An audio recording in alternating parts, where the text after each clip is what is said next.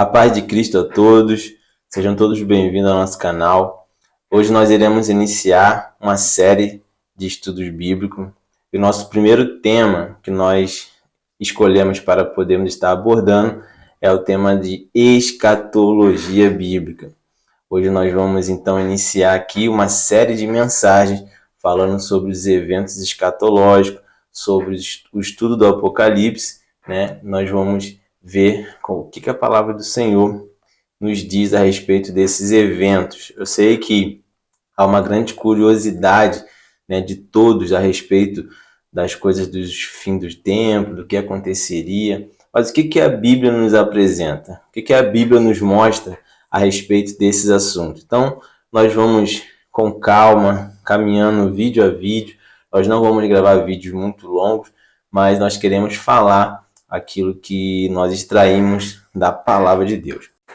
Essa palavra escatologia, ela tem origem no grego, né? E ela é a junção de duas palavras. A palavra escato, que nos tem o sentido de último, e a palavra, o sufixo logia, que significa palavra ou conhecimento. Ou seja, escatologia é o estudo das últimas coisas. É o estudo das profecias futuras, daquilo que a Bíblia diz que acontecerá no fim dos tempos. Como nós podemos perceber, a Bíblia ela é cheia de profecias acerca das coisas futuras e é isso que nós vamos estar tratando nesse vídeo. Então, talvez você se pergunte, por que estudar escatologia? Né? Nós vamos estar aqui apresentando alguns motivos porque todo cristão deve estudar escatologia. O primeiro motivo ele é bem simples, né? Está lá em 2 Timóteo, capítulo 3, versículo 16 e 17, quando Paulo, orientando ao jovem pastor Timóteo, ele diz que toda a escritura divinamente inspirada é proveitosa para ensinar, para redarguir, para corrigir, para instruir em justiça. Ou seja, Paulo ele fala que toda a escritura ela é apta para ensinar. Toda a escritura divinamente inspirada, se referindo à Bíblia Sagrada, né? Ela é apta para nos ensinar.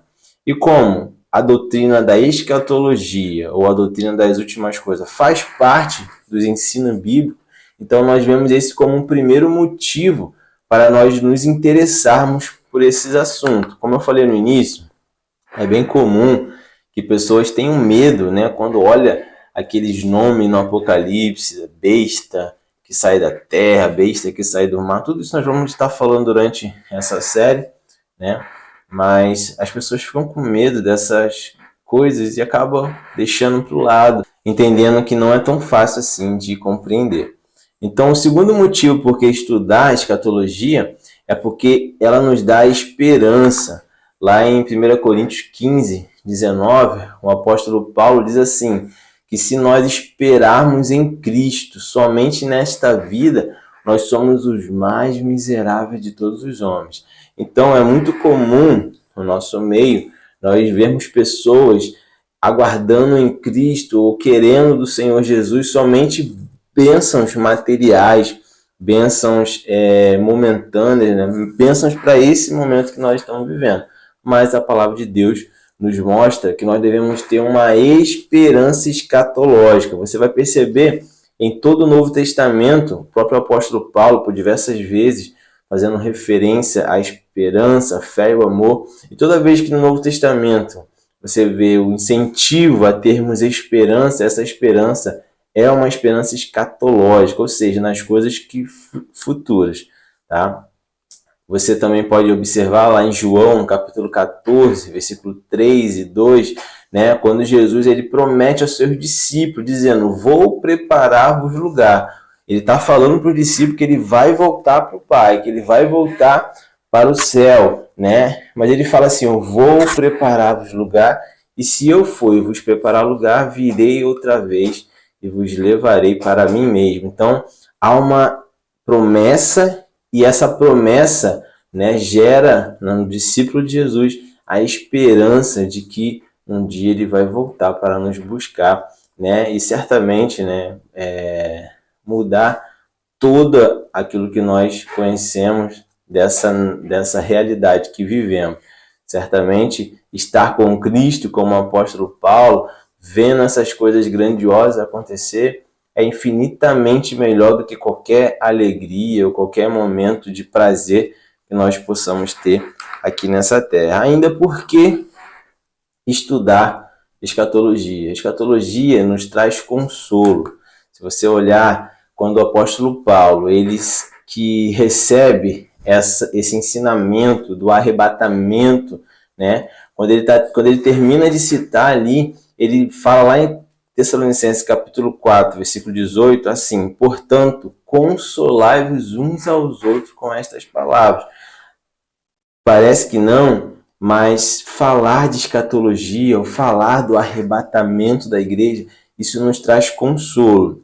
Eu consigo entender porque muitas pessoas não veem isso como um consolo, né? Até pessoas têm medo desse momento. Mas pensa comigo, imagina a igreja primitiva, né, passando por grandes dificuldades, grandes perseguições. Talvez a gente aqui do Brasil, né, que não vive esse contexto de perseguição, talvez a gente não consiga olhar para esse momento da vinda de Cristo, das coisas futuras, escatológicas, como algo bom, algo que nos console, não é verdade? Mas agora imagina um cristão que hoje vive num país onde há perseguição religiosa, onde ele não pode professar sua fé.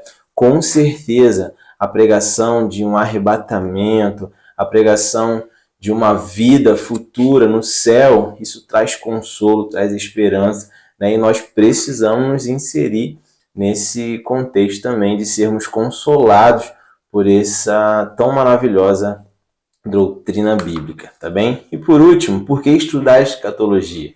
Né? Para que nós possamos ter cada vez mais o compromisso. Olha o que João escreve na sua epístola, no capítulo 3, versículo 2 e 3. Diz assim: amados, agora somos filhos de Deus, e ainda não é manifesto o que havemos de ser. Mas sabemos que, quando ele se manifestar, seremos semelhante a ele, porque assim como ele é, o veremos. E qualquer que nele tenha essa esperança, purifica-se a si mesmo, como também ele é puro. Então, aquele que tem essa esperança escatológica, essa esperança, né, no arrebatamento da igreja, ela é uma pessoa que aguarda a vinda do seu Senhor. Cada dia mais ele vive em purificação, né, ele vive nessa expectativa. Nós vamos falar detalhadamente sobre isso nos próximos vídeos, mas eu queria apresentar esses motivos pelo qual nós devemos estudar a escatologia.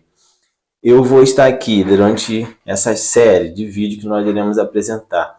Estaremos defendendo a seguinte posição, porque talvez você nunca ouviu falar do assunto, ou talvez você, né, seja alguém que já faz parte de uma igreja, que defende certas posições teológicas. Não tem problema, a gente não tem intenção aqui de debater, né, nada disso. Mas eu vou, só para você ficar ciente, eu vou estar aqui defendendo a posição dispensacionalista, pré-tribulacionista, pré-milenista. O que quer dizer isso? Calma, nós vamos ter aqui um vídeo só falando sobre o que é dispensacionalismo, tá bom? Eu posso aqui adiantar o que é o pré-tribulacionismo. Nós cremos que a igreja não irá passar pela grande tribulação.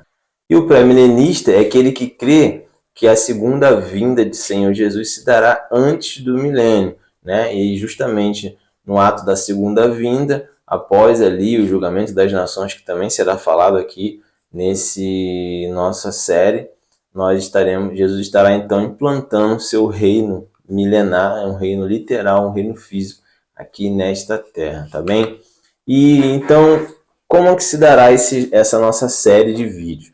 Nós vamos estar aqui falando os eventos escatológicos. Esse nosso vídeo hoje é só uma introdução, só para você se interessar pelo assunto, tá bom? E nós estaremos falando a partir do próximo vídeo dos eventos escatológicos. Eu vou só dar um adiantamento aqui para vocês. Quais são esses eventos? Nós cremos que o arrebatamento da igreja é o primeiro evento escatológico, é ele que desencadeia todos os demais eventos. Arrebatamento da igreja, com isso inicia a grande tribulação, que é um outro evento. Depois disso, nós temos a segunda vinda de Cristo em glória. Nós vamos entender melhor sobre isso. Às vezes há muita confusão com o arrebatamento, segundo a vinda de Cristo. Fica conosco que a gente vai estar conversando sobre isso. Nós vamos também falar aqui sobre o milênio, um reino literal de Jesus aqui nessa terra. Nós vamos estar falando sobre o juízo final. Nós vamos estar encerrando, falando do último evento, que é os novos céus e nova terra. Então, que Deus abençoe. Eu espero que você fique conosco nos próximos vídeos e que você seja edificado com a palavra de Deus. Que Deus abençoe a todos.